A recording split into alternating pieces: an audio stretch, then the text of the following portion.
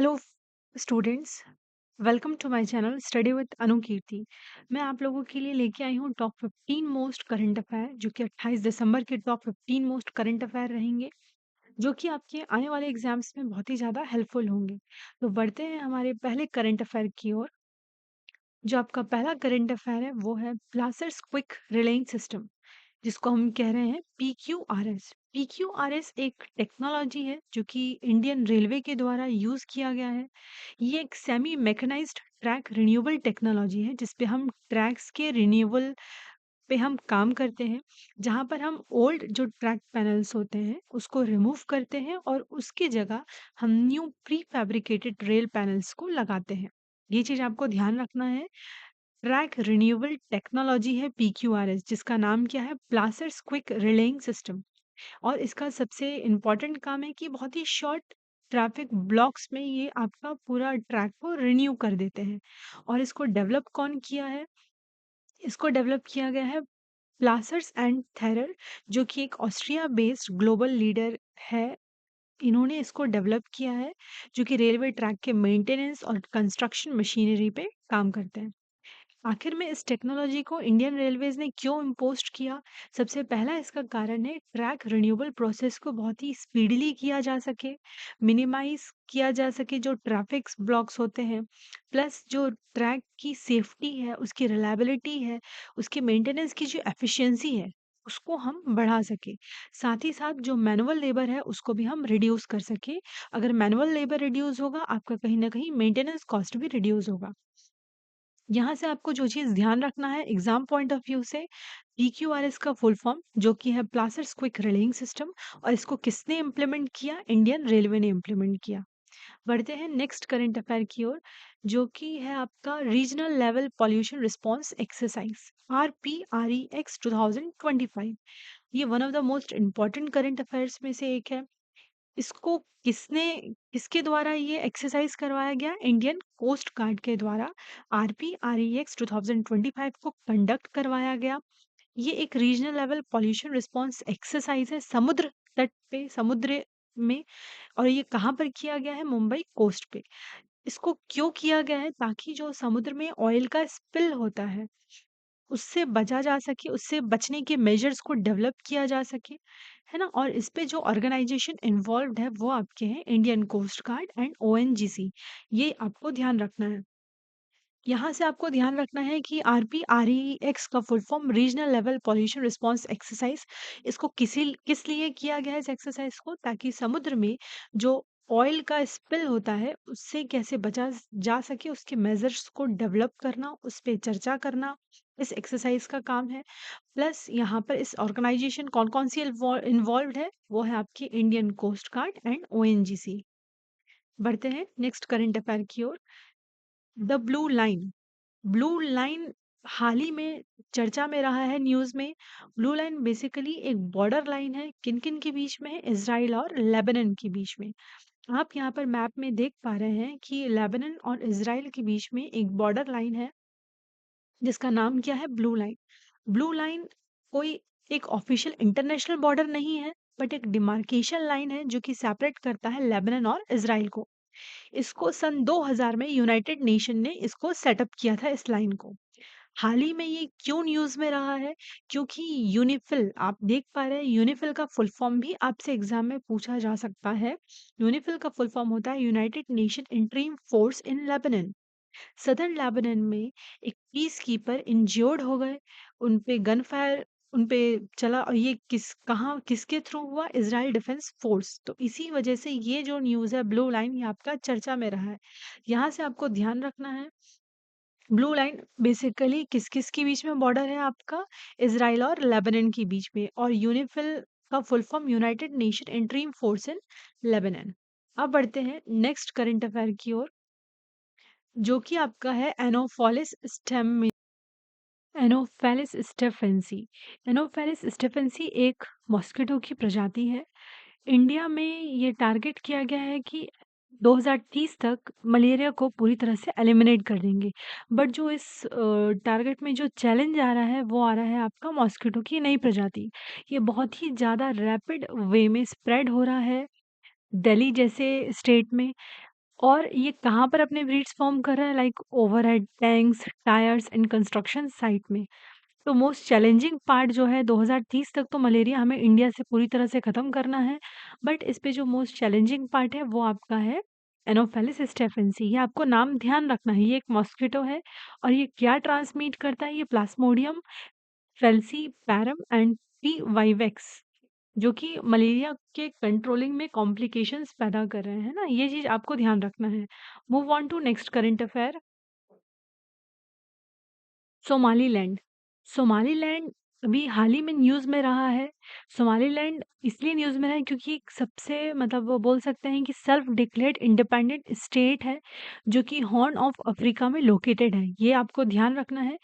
Israel पहला ऐसा country बन गया है जिसने सोमालीलैंड को रिकॉग्नाइज़ किया, है ना? एक इंडिपेंडेंट सोवरेन स्टेट को रिकॉग्नाइज़ किया जो एक सोमालीलैंड है। और ये जो सोमालीलैंड है आपका, ये सोमालिया से सेपरेट हो चुका था 1991 में। सोमालीलैंड की अपनी एक गवर्नमेंट है, अपना करेंसी है, अपनी सिक्योरिटी फोर्सेस है, अपने इंस्टीट्यूशंस है। इसीलिए ये न्यूज़ में चर्चा में रहा है। तो आपको ये चीज़ ध्यान रखना है, सोमालीलैंड कहाँ पर लोकेटेड है? हॉर्न ऑफ अफ्रीका में, गल्फ ऑफ एडन के साइड में। ये चीज़ आपको ध्यान रखना है, एक सेल्फ डिक्लेयर्ड इंडिपेंडेंट स्टेट है। Move on to next current affair, जो कि है बर्थ एनिवर्सरी ऑफ गुरु गोविंद सिंह। गुरु गोविंद सिंह की बर्थ एनिवर्सरी आती है हर साल 22 दिसंबर को। गुरु गोविंद सिंह जी का जन्म हुआ था पटना साहिब बिहार में। सभी जितने भी बिहार के अगर स्टूडेंट्स होंगे तो वो जान पाएंगे कि पटना साहिब एक रेलवे स्टेशन भी है बिहार में। तो आपको ध्यान रखना है गुरु गोविंद सिंह की बर्थ एनिवर्सरी कब आती है, जो कि नरेंद्र मोदी जी ने बनाया है 22 दिसंबर को। और गुरु गोविंद सिंह जी 10वें सिख गुरु थे, ये भी आपको ध्यान रखना है। और गुरु गोविंद सिंह जी ने खालसा को शुरुआत किया था 1699 में। और उनके फादर का नाम था गुरु तेज बहादुर, जो कि 9th गुरु थे सिख समुदाय के। ये आपको यहाँ से ध्यान रखना है। बढ़ते हैं नेक्स्ट करंट अफेयर की ओर, जो कि है राखी गरी। राखी गरी भी चर्चा में रहा है क्योंकि सेंट्रल गवर्नमेंट ने 500 करोड़ रुपए फंडेड किए हैं राखी गढ़ी के डेवलपमेंट के लिए। अब राखी गढ़ी है क्या? राखी गढ़ी एक लार्जेस्ट हड़प्पन साइट है इंडियन सब कॉन्टिनेंट का, जो कि हिसार डिस्ट्रिक्ट हरियाणा में लोकेटेड है, जो कि घाघर हाकरा रिवर प्लेन पे है। आपको ध्यान रखना है, राखी गढ़ी एक हड़प्पन लार्जेस्ट साइट है हड़प्पन सिविलाइजेशन का, जिसको ग्लोबल लैंडमार्क हमें ले जाना है।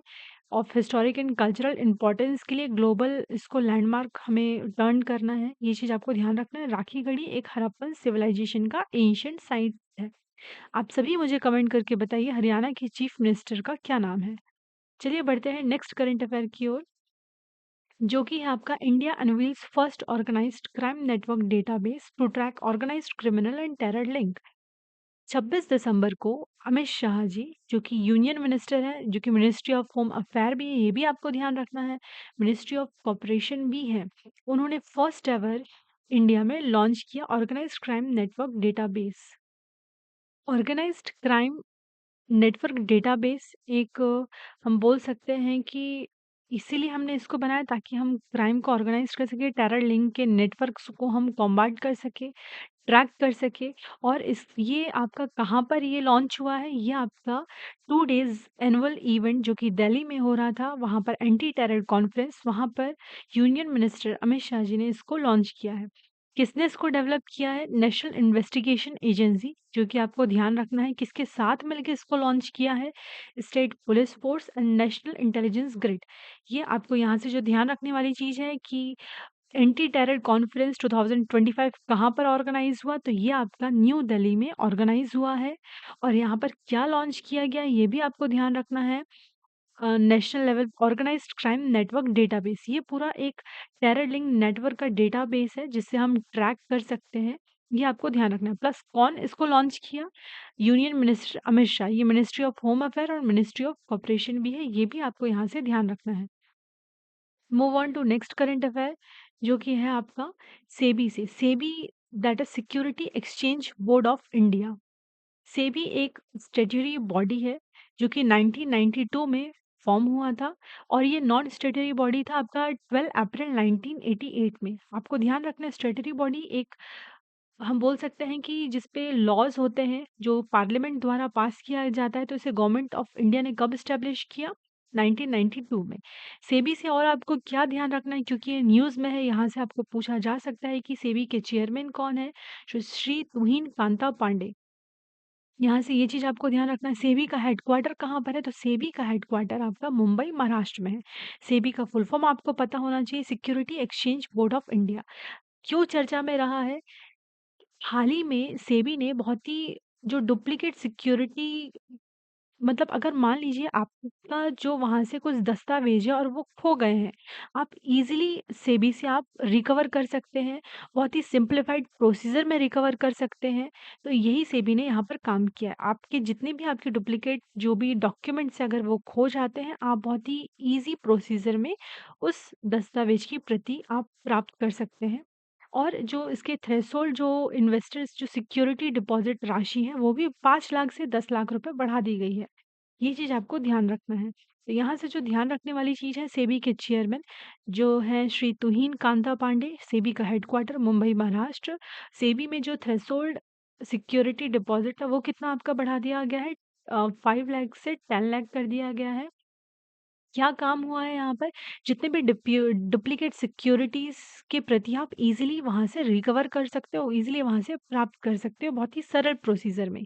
ये चीज़ आपको ध्यान रखना है। चलिए बढ़ते हैं नेक्स्ट करंट अफेयर की ओर। जो नेक्स्ट करंट अफेयर है वो आपका स्पोर्ट्स से है। पीवी सिंधु आप सभी जानते हैं बैडमिंटन प्लेयर है ना? तो बैडमिंटन प्लेयर पीवी सिंधु अध्यक्ष के रूप में चयनित हुई है। कहाँ पर चयनित हुई है आपका? That is badminton world federation athletes में। जो पीवी सिंधु है, इनका पूरा नाम है पुसराला वेंकटा सिंधु, है ना? ये 2 टाइम ओलंपिक मेडलिस्ट भी हैं, ये भी आपको ध्यान रखना है। और 2019 में ये वर्ल्ड चैंपियन भी रही हैं। और ये अभी ये क्यों न्यूज़ में है? क्योंकि ये वो बैडमिंटन वर्ल्ड फेडरेशन में एज़ अ प्रेसिडेंट ये इलेक्ट हुई हैं। ये चीज़ आपको यहाँ से ध्यान रखना है। इन्होंने किसको सक्सीड किया? ग्रेसिया पोली को सक्सीड किया, जो कि इंडोनेशिया की थी, जिन्होंने वहाँ पर अध्यक्ष रूप में कब तक काम किया? 2021 से 25 तक। अब इसके बाद कौन इसको टेक ओवर किया? पीवी सिंधु ने, जिनका पूरा नाम आपको ध्यान रखना है पुसराला वेंकटा सिंधु, जो कि पूछा जा सकता है ना? ये 2 टाइम ओलंपिक मेडलिस्ट और 2019 वर्ल्ड चैंपियन भी रही हैं। बढ़ते हैं नेक्स्ट करंट अफेयर की ओर, जो कि आपका है कोलंबोला। कोलंबोला न्यूज़ में रहा है, जिसको हम स्प्रिंग टेल्स भी बोलते हैं। ये आपको ध्यान रखना है। आखिर में ये है क्या? जूलॉजिकल सर्वे ऑफ इंडिया ने एक प्रजाति को, स्पीशीज़ को खोजा है, जो कि कहाँ पाया गया है? आपका सिक्किम में। ऊँची ऊँचाइयों में, सिक्किम की ऊँचाइयों में इस प्रजाति को खोजा गया है, जो कि मिट्टी में रहते हैं, है ना? ये चीज़ आपको ध्यान रखना है। उस स्पीशीज़ का क्या नाम दिया गया है? नीलस सिक्किमिनीज़। आप नाम से भी ध्यान रख सकते हो, सिक्किमिनीज़ है, दैट मीन्स इसको high altitude region of Sikkim में इसको पाया गया है। ये एक माइक्रो आर्थ्रोपोड स्पीशीज़ है, जो कि मिट्टी में रहते हैं और इसका नाम क्या है? कोलंबोला। कोलंबोला को और क्या बोला जाता है? Spring tail. ये सॉइल के हेल्थ के लिए बहुत ज़्यादा ज़रूरी है, ये एक स्पीशीज़ फाइंड आउट हुआ है ना? आपको ये चीज़ ध्यान रखना है, कोलंबोला के नाम से। और इसको किसने फाइंड आउट किया है? जियोलॉजिकल सर्वे ऑफ इंडिया ने। और ये मिट्टी में रहने वाली प्रजाति है, स्पीशीज़ है, और इसका नाम आपको ध्यान रखना है, कोलंबोला। बढ़ते हैं नेक्स्ट करंट अफेयर की ओर, जो कि है आपका वीर बाल दिवस 2025। वीर बाल दिवस आपका हर साल दिसंबर 26 को मनाया जाता है। और ये आप क्यों मनाते हैं?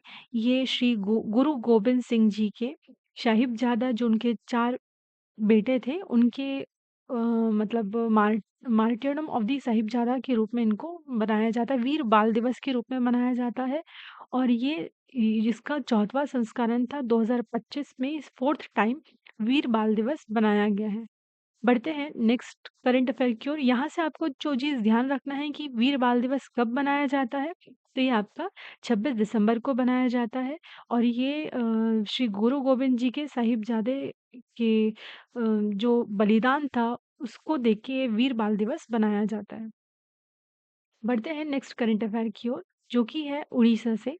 उड़ीसा गवर्नमेंट ने अनु गर्ग को as a chief secretary appoint किया है। महत्वपूर्ण बात है कि जो अनु गर्ग है, वो फर्स्ट वुमन चीफ सेक्रेटरी हैं उड़ीसा की। ये यहाँ से पूछा जा सकता है कि फर्स्ट वुमेन चीफ सेक्रेटरी कौन है उड़ीसा की, तो उनका नाम आपको ध्यान रखना है अनु गर्ग, जो कि एक सीनियर आईएएस ऑफिसर रही हैं, है ना? और उन्होंने किसके जगह ली है? उन्होंने मनोज आहूजा जी की जगह ली है, ये आपको ध्यान रखना है। अनु गर्ग कहाँ पर as a chief secretary appoint हुई है? उड़ीसा गवर्नमेंट में। बढ़ते हैं नेक्स्ट करंट अफेयर की ओर। नेक्स्ट करंट अफेयर है आपका, Indian ministry of civil aviation ने 3 न्यू एयरलाइंस को अप्रूव किया है। Al Hind air, fly express और शंख एयर। ये बहुत ही ज़्यादा आप देखेंगे करंट अफेयर्स में रहेगा ये क्वेश्चन, क्योंकि आपने इंडिगो क्राइसिस को अभी देखा हुआ है। तो कंपटीशन मार्केट में बढ़ाने के लिए जो क्राइसिस हुआ उससे आगे बढ़ने के लिए यहाँ पर जो आपके India's ministry of civil aviation है, इन्होंने 3 एयरलाइंस को लॉन्च किया है, Al Hind air, fly express और शंख एयर। आपसे ऑप्शन में पूछा जा सकता है कि इनमें से कौन-सा एयरलाइन लॉन्च नहीं हुआ है, तो ये 3 नाम तो आपको ध्यान रखने ही हैं। अल हिंद एयर है वो केरला बेस्ड है ना? ये आपके साउथ इंडिया में अपनी सेवाएँ देंगे। जो फ्लाई एक्सप्रेस है वो तेलंगाना बेस्ड है और जो शंख एयर है वो उत्तर प्रदेश बेस्ड है। ये आपको ध्यान रखना है। बढ़ते हैं नेक्स्ट करंट अफेयर की ओर, जो कि है last current affair of this session, जो कि है प्रधानमंत्री ग्राम सड़क योजना को 25 साल पूरे हो गए हैं, जो कि आपका रूरल रोड डेवलपमेंट से रिलेटेड है। इसकी शुरुआत हुई थी सन 2000 में और अभी इसका 25 मतलब 25 साल इसके पूरे हुए हैं, प्रधानमंत्री ग्राम सड़क योजना, ये आपको ध्यान रखना है। जो मिनिस्ट्री ऑफ रूरल डेवलपमेंट है, यहाँ पर ये क्वेश्चन पूछा जा सकता है कि मिनिस्ट्री ऑफ रूरल डेवलपमेंट कौन है? तो शिवराज सिंह चौहान, जो कि फॉर्मर मध्य प्रदेश के चीफ मिनिस्टर भी रह चुके हैं और अभी करंट में आपके डॉक्टर मोहन यादव जी हैं। आपको ध्यान रखना है rural development of union minister कौन है? शिवराज सिंह चौहान। Thank you.